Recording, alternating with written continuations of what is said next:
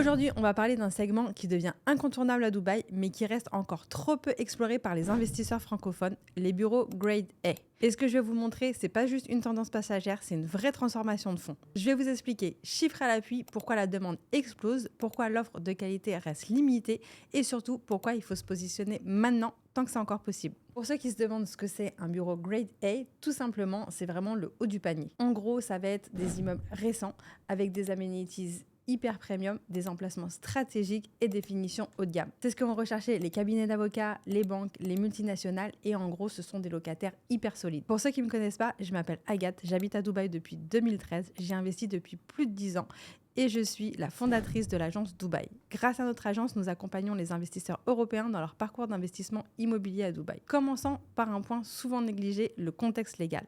À Dubaï, si vous montez une société en LLC, donc en mainland, c'est-à-dire en dehors des free zones, il vous faut une adresse physique enregistrée avec un bail et jari. C'est une obligation inscrite sur le portail officiel du gouvernement et du ministère de l'économie. En clair, pas d'adresse, pas de licence. Ce qui veut dire que chaque nouvelle entreprise qui se crée ici ajoute mécaniquement de la pression sur le marché des bureaux. Et contrairement à ce qu'on pourrait croire, c'est pas seulement réservé aux grosses boîtes. On trouve aussi des cabinets indépendants, des petites entreprises et tout le monde a besoin de ce fameux bail et jari. Résultat, c'est une demande de fonds et c'est pas seulement un pic. Et cette demande, elle est bien là. Les bureaux Grade A tournent en quasi plein. D'après les études les plus récentes, pour 2025, on est à environ 95 à 96% d'occupation sur le Grade A et 92% d'occupation, tout type de bureaux confondus à l'échelle de la ville. Ce qui saute aux yeux, c'est que la tension est particulièrement forte dans certains quartiers stratégiques. Bien sûr, DIFC, Downtown, Sheikh Zayed Road, D3 et One Central. On va prendre DIFC par exemple. 98% d'occupation au premier trimestre 2025. On est littéralement au bord de la saturation.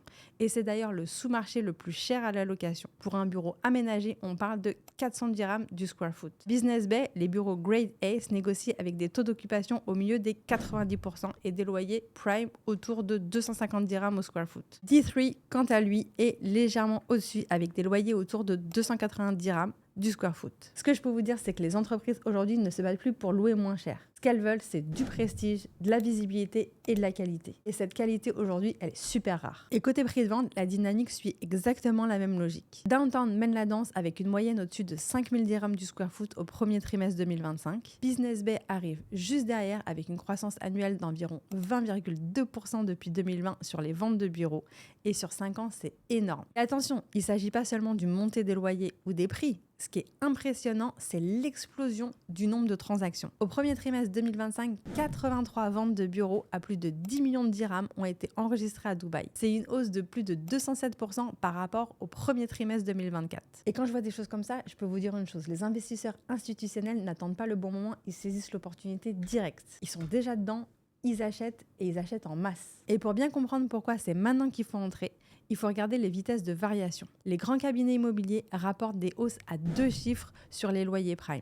On parle de plus 20% ou plus en glissement annuel selon les suivis 2025. Et pendant ce temps, l'offre Grade A reste ultra limité. Les projets neufs arrivent au compte-gouttes et ce qu'on voit déjà, c'est une montée du pré-leasing sur les projets livrables entre 2026 et 2028. Moi, ce que je regarde surtout, c'est le niveau de pré-commercialisation. Lorsque des tours sont même pas encore sorties de terre et qu'elles sont déjà prélouées à 40 à 50%, ça en dit long sur le rapport de force en termes d'offres et de demandes. Et les rendements dans tout ça. Sur les bureaux Grade A, situés dans des quartiers majeurs comme DIFC, Downtown ou Business Bay, les rendements locatifs observés tournent entre 8 et 10%. Et quand un actif est bien acheté et bien loué, certains cas prime vont même au-delà. À l'échelle du marché, plusieurs études confirment d'ailleurs que les bureaux offrent aujourd'hui un avantage de cash flow par rapport au secteur résidentiel traditionnel. Et comme vous me le demandez souvent, ok Agathe, mais l'occupation quartier par quartier, ça donne quoi exactement? Je vous résume. DIFC, on est environ à 98% d'occupation au premier trimestre 2025, donc quasi plein. Business Bay, on a un taux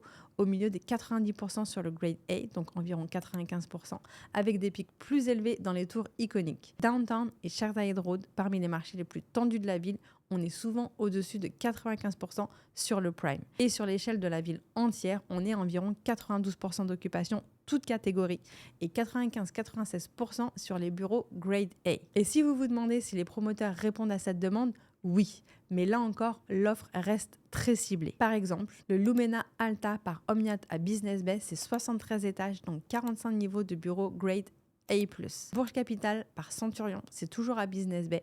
on a environ 243 unités sur une trentaine d'étages Grade A. Il y a eu encore récemment 31 Above by Beyond à Dubai Maritime City. Là, on est sur 31 étages et environ 116 unités de bureaux Grade A. Tous ces projets affichent une absorption rapide, justement parce qu'ils répondent parfaitement à ce que le marché cherche aujourd'hui. Emplacement, rareté, image. Et je vous dis franchement, ceux qui attendent souvent le bon moment, ce sont aussi souvent ceux qui passent à côté de l'opportunité. À Dubaï, le bon moment, c'est souvent 6 mois avant que ça sorte dans les médias. Alors pourquoi il ne faut pas attendre? Parce que la tension sur le Grade A s'auto-alimente. Plus les loyers montent, plus les tours prime se remplissent.